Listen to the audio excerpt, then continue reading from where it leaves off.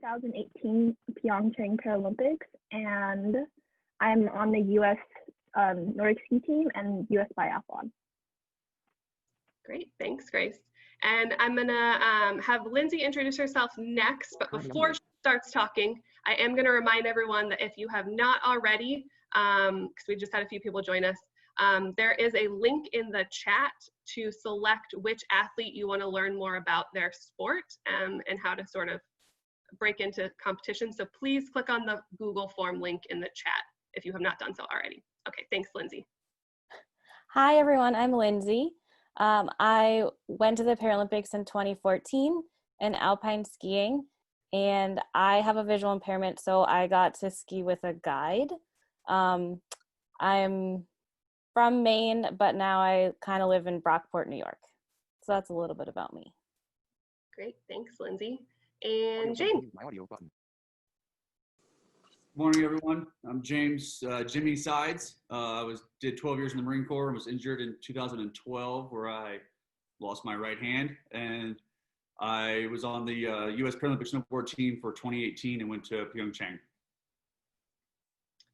Thanks, James. And Josh. Good morning. My name is Josh Elliott. I was also in the Marine Corps. I served for 10 years and stepped on an IED in Sangin, Afghanistan, where I lost both of my legs. I use a monoski to do alpine skiing and rip down the hill. I went to the 2018 Paralympic Games in Pyeongchang and got 6th in super combined. Great, thanks everyone. So we're gonna start off this session. So basically the format of this session is we're gonna start with a large group discussion. So if anyone has any questions, please put them in the chat and we can ask them of any of the panelists. And then in about 15 minutes, we're gonna break everyone into their small groups so that they can have a conversation with the athlete that they're really interested in talking with. Then we'll come back for a wrap up. So if you have questions, please put them in the chat and make sure that they are sent to everyone or all panelists and attendees so that we can make sure that we see them. But I'm going to start out with a question that I think for some people on this, they might not know kind of which sport they're interested in. You know, they might just be sort of generally interested in snow sports. And Josh, I know that when you attended Ski Spec the first time, skiing was not the sport that you were interested in. So can you talk a little bit about maybe why it's important to try different sports before committing to a competition sport? I'd love to, Carolyn. Thank you. When I was in high school, I got introduced to snowboarding. It pretty much almost got me to fail high school because of the interest that I had in skiing or snowboarding over schoolwork. That passion stayed with me. It was part of like my life. So when I got injured and I didn't have legs anymore, part of what I wanted to do, part of my recovery was to get back on the snow. And the only way I knew how to do that, the only passion that I had from before was snowboarding. And so I was determined my first year to come out and to learn how to snowboard again with no legs. And there's an excellent British snowboarder named Swifty, and he's just a kick to watch, and he snowboards with no legs. But I found it incredibly frustrating because I couldn't do what I knew I could do the way I wanted to do it without legs. And I found myself going from being a black diamond snowboarder to not being able to go down a green run without falling over 3 or 4 times. It was literally starting all over. And one of the things that Move United offers is the opportunity to learn and discover all the different ways to adapt, not just skiing and snowboarding, but all kinds of different sports, from summer to winter to water sports to equestrian and everything else in between.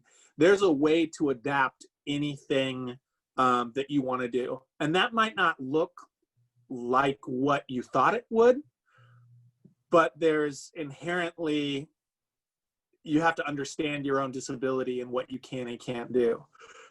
I was introduced to the monoski, which is a rig that you sit in, and it has a shock and mechanics underneath it that move like a knee. And when I got into it, just the whole word skiing kind of offended me, but I learned real quick that this was designed for me, that it was made for me, that someone had come up with a way for someone with no legs to go down the mountain and enjoy it and have fun. And within hours, I was doing the things that I couldn't even do on a snowboard at this point. And it really changed my thought pattern about what was possible as a disabled skier. So I would say, as you get into snow sports and as you start discovering what you enjoy, keep your mind open and keep a positive attitude towards anything your coaches or anything that might be available to you to try and explore and find out what works best for you and find out what brings you joy. Great. So moving on from there, I'd love to kind of hear from everyone kind of the moment that they decided that they wanted to make this a competitive opportunity. I know, you know, there's a big jump from skiing or snowboarding recreationally to deciding that you want to make this sort of a full-time life commitment. So Lindsay, I'd love to hear a little bit about what made you decide that you wanted to compete and train and sort of put a lot of your life's effort and energy into this. Oh, Lindsay, you're on mute. Hold on, let me see if I can unmute you. Button. Now in Zoom meeting. Okay, I think that's better now. So I grew up skiing. My parents signed me up for ski lessons when I was 6. And when I was in middle school, we bought a condo at the mountain. And so we were just this skiing family. And I knew that we were going to be at the mountain a lot more. And I kind of just wanted a little bit more of a challenge. So I worked really hard one year to improve my skills just to become a better skier. And then in high school, I joined the Maine Adaptive. They're a chapter of Move United, I think. I'm not 100% sure, but they do a lot of things together. And so they had a smaller race team, I would say. We raced around New England. And I did that for 2 or 3 years. And then I started going to races nationally, and I found out that there wasn't a ton of female visually impaired ski racers, and I wasn't half bad. So I was on a good track and I really loved it. And I found a full-time guide, and that's just kind of how it started for me. I just kind of fell into it and progressed and loved my sport. Great. Grace, what about you? What made you, you know, want to commit to Nordic skiing particularly, which is for many maybe not something they know as much about? Nordic skiing is the same thing as like cross-country skiing, and for people who don't really know what it is, it's just really similar to like just running on skis pretty much, I'd say. The thing is, like, I really got thrown into it. I got recruited on the U.S. Paralympic team when I was a junior in high school, and for me, my mom, she used to be a U.S. Biathlon coach, so I'd been Nordic skiing my whole entire life, but I never had been competitive at it because I didn't think I could be. And then I went to a U.S. Paralympic like event, and I had no idea what I was even doing, but I got recruited, so I got thrown into the whole competition world like incredibly fast. But the reason I decided like stick with it is because of the community of people. Nordic skiers are all like so supportive, so kind, and we, I guess most athletes can relate to this. A lot of us have the same interests in everything, so it's really easy to make friends. So that's mainly why I decided to stick with it and do it in college. Great. James, what about you? What made you decide to commit to snowboarding? Well, it was kind of twofold for me. I was in the military for 12 years, and after my injury, I realized very quickly that I no longer had a military career. It was ended very shortly. So I grew up in Florida surfing and skateboarding and always outside doing board sports, and snowboarding came pretty natural for me. And growing up in the X Games era as a kid in the 90s, it was a dream come true to, hey, go be a professional athlete. We got a new up and coming bracket for upper limb amputees to snowboard in and race, and I was all on board. So after I got out of the Marine Corps a year later, I moved to Colorado and started training for the Paralympics. Awesome. And Josh, I know we talked about kind of your first intro into monoskiing, but what made you want to stick with it and start competing? Anger. I was, it's interesting, but I was not really expecting snow sports to be something that I would actually excel at a competitive level. My original plan after the military was to go back to school and get a pilot's license. But getting a pilot's license with no legs required me to work with the FFA, FFA, I don't know, the flight people that control the Reggie air. FAA. I can see him down there. FAA. Thank you. Thanks, Reg. The FAA. And they basically sent me a letter that said, until you jump through these certain hoops, you can't come anywhere near an airplane. And so at that point, it just happened to be winter, and I had just learned how to monoski. And while I was sort of pursuing these hoops that I had to jump through, I went to every camp and every opportunity to ski that I had. That really just became my recovery, that became my therapy, and that became my outlet to kind of release some of the tension and release some of the anger and just, you know, find some peace on the mountain. And very quickly in that first year, I got good enough to be recognized by the Paralympic development team out of Aspen, Colorado, and they invited me up to Mount Hood to do tryouts. And I saw monoskiers up there doing things that I didn't realize were even possible on regular skis. And I really didn't think that they would call me or ask me to join their team or come to Colorado and train. But when they did, it was a no-brainer. It was like, absolutely, I'll go. And that really accelerated me from a recreational skier to a Paralympian in development. Awesome. And I'm going to ask a question. I think we'll be able to get around the horn before we switch into breakout rooms, but does anyone have a favorite moment from competing? And maybe this will spark some ideas for conversation in your breakout rooms. So let's start with James. Do you have a favorite competition moment?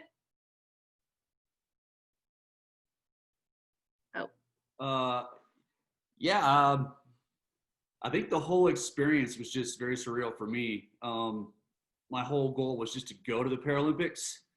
Had no intentions of thinking I was going to medal or anything. I just was being there where other Olympians had been before us, eating in the same cafeteria, living in the same rooms. It was just a very humbling and surreal experience. And the whole thing just, and then I went over the gate because my gate didn't drop. So that was pretty awesome on live television. So, but yeah, just the whole experience, everything. Awesome. Grace, what about you? Do you have a favorite competition moment? I think probably my first World Cup race, because that was the first time I'd seen like anyone else who also skied with one pole or just skiing in a sit ski or something. So that was like really amazing. And plus just like all the coaches support, like I had people waxing my skis, which was crazy. And I had people like telling me how I should ski the race course and everything. So that was really exciting and something I'd never experienced before. Great. Lindsay, what about you? Do you have a favorite competition moment? I would say that my most memorable moment is kind of when it all started for me. In 2010, I went to the national championships in Big Sky, Montana, and that's where I won my first national championship against the Paralympians that had just been in Vancouver. So it was kind of that moment for me that's like, was like, this is real. I'm actually pretty good at this, and it's fun, and it's great. So that's when I decided that I was going to devote my next 4 years to go to Sochi. So that's my big moment, I think. Shannon Carnes has left the meeting. And Josh, what about you? I think, like Grace, it was my first World Cup.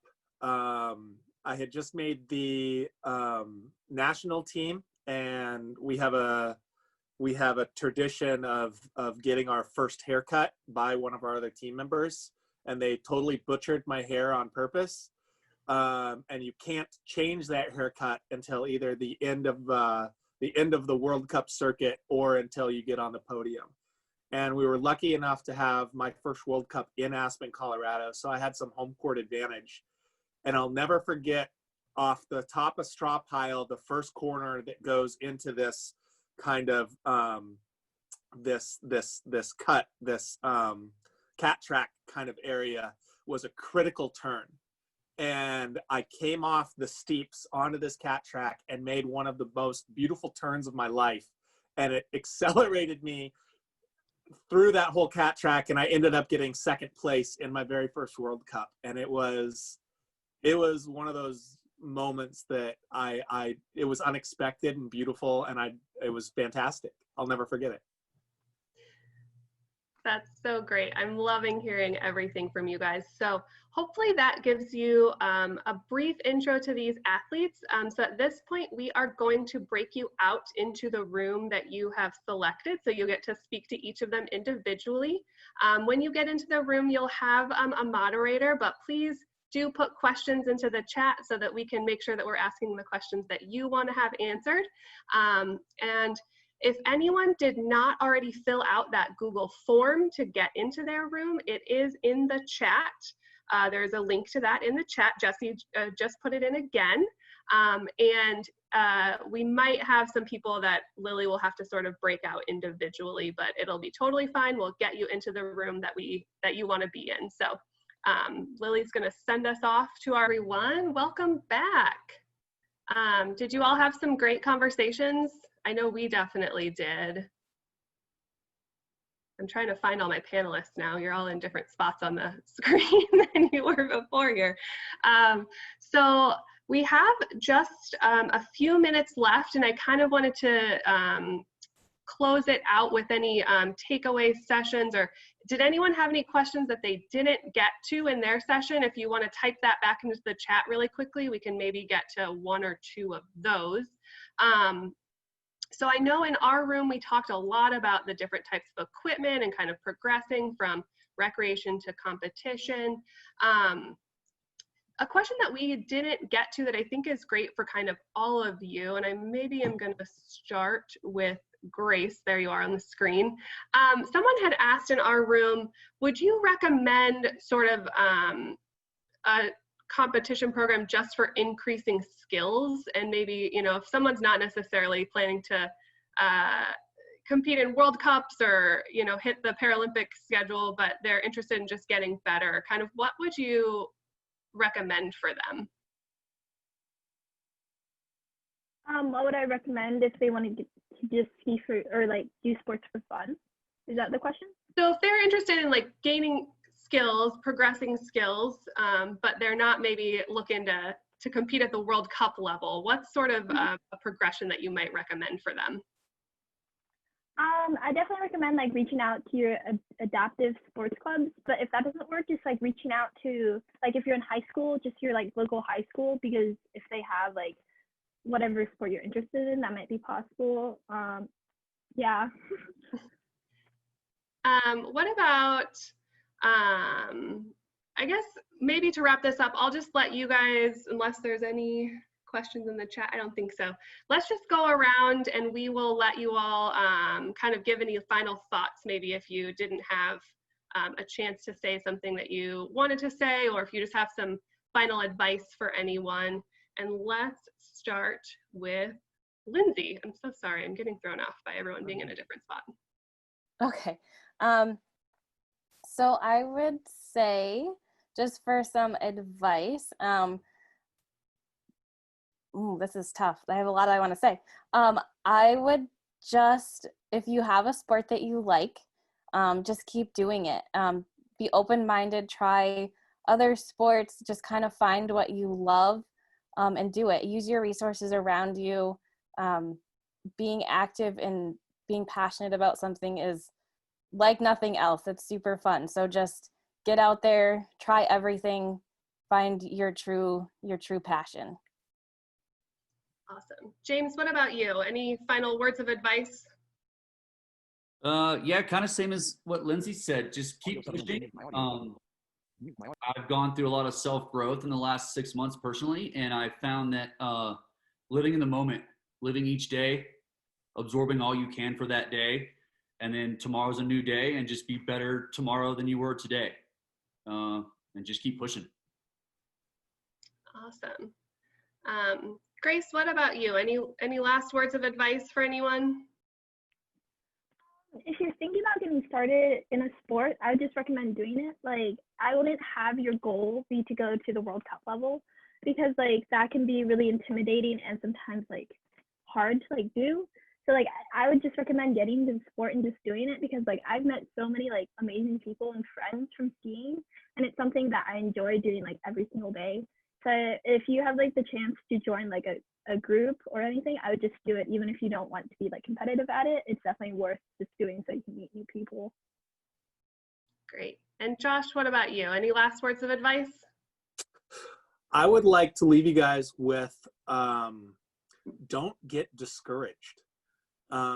Sometimes you can look at a career or look at a sport path and see a mountain in front of you, but think of it more like a staircase, and you take one step at a time. And there may be seasons where you plateau and you don't feel like you're making any progress or you're going up that hill, but very shortly you're going to find that next step and you're going to continue to progress and get better. Don't get discouraged and continue to press forward. Awesome. And then I'm going to put these guys on the spot here, but we do have two coaches in the room as well. We have Koeppe and Reggie. So I'm wondering, starting with Reggie, if you have any thoughts, any final advice to anyone who's interested in getting into competition. Yeah, I think, well, I know it's all about sacrifice. And we spoke briefly about sacrifice in the breakout room. If this is what you want, you're going to have to dedicate a significant portion of your life to focusing and channeling all your energy into your racing career. You can't go out to the clubs on the weekends. You can't, do a lot of the recreational things that your friends may want to do who don't have the same goals that you do. You have to channel all that energy or 90% of that energy into your racing aspirations. The good Lord only gives us so much energy for each day, and you have to choose wisely how you spend it. So yeah, definitely sacrificing and focusing on your goals. Yeah, and to basically follow up on what everyone else has said, if it's really your passion to ski or to snowboard or Nordic ski, and you follow those goals and passions, you'll do pretty well with it. Getting that grassroots base and just falling in love with what you're doing is going to keep you motivated to continue to chase Paralympic dreams or whatever you've set for your own personal goals. And definitely reach out to programs that we have with Move United. There's a lot of programs that are out there that are geared towards the competitive side, but there's a lot of really cool programs that'll keep you motivated as it's just a recreational skier or snowboarder that'll get you down the hill and keep you moving to succeed. So yeah, it's just using the resources that are out there that we've got through Move United be one of the big things that I would recommend. Awesome. I know I am definitely missing everyone even more now after sitting through this session, and I hope you guys are excited to get out on your home mountains this year. It's going to be a great time to get outside with everyone. Just wanted to point out that Jesse has put all of our panelists' social media handles in the chat, so definitely follow along with what they're doing, and you'll get to kind of see their adventures and things that are happening. We really appreciate you attending this session. I hope that you got a lot out of it. I definitely enjoyed the conversation that we've been having.